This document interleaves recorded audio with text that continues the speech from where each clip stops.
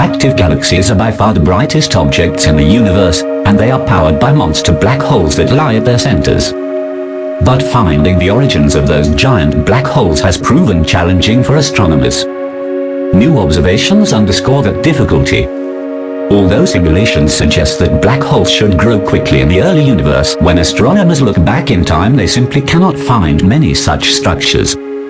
That struggle continues even now, with new research that describes a hunt for such objects.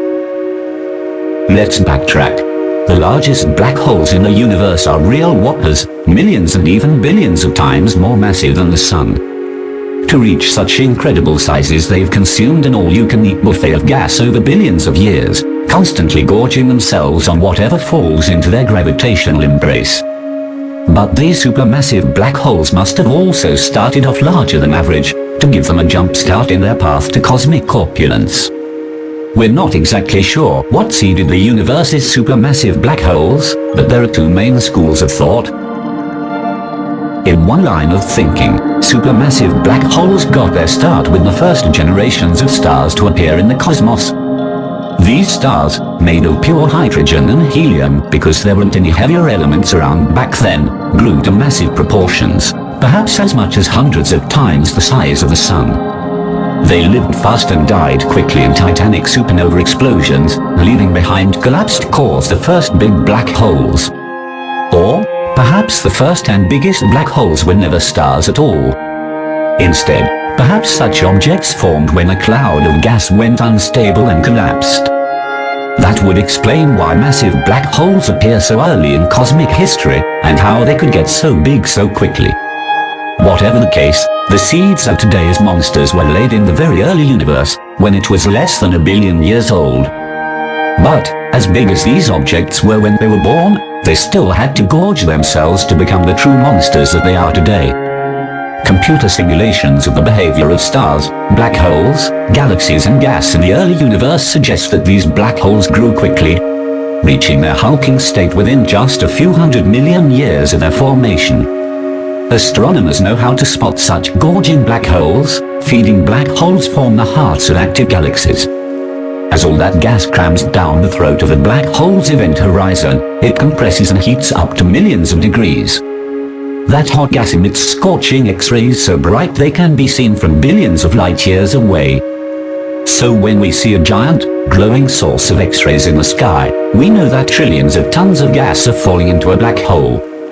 But whereas scientists have spotted hundreds of thousands of active galaxies in the nearby universe, we have only seen a handful in the young cosmos. Because light takes time to travel, studying distant corners of the universe is the equivalent of looking back in time. That said, the active galaxies that scientists have found at extreme distances and therefore in the past are extremely powerful.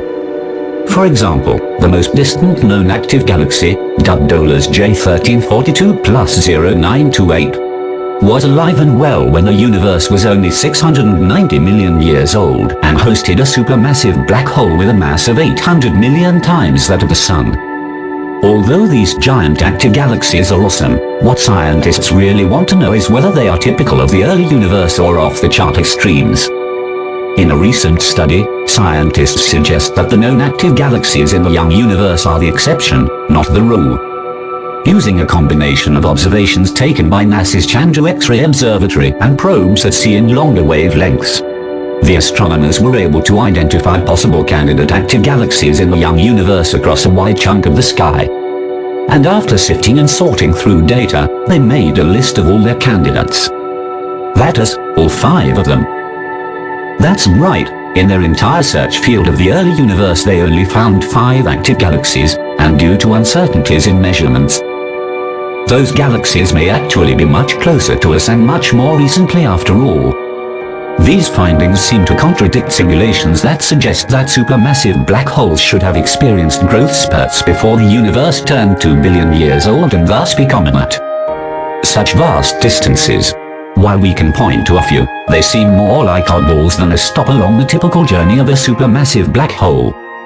So how do we go from seeds in the very early universe to the giant black holes we see today? As of now, we're all in the dark.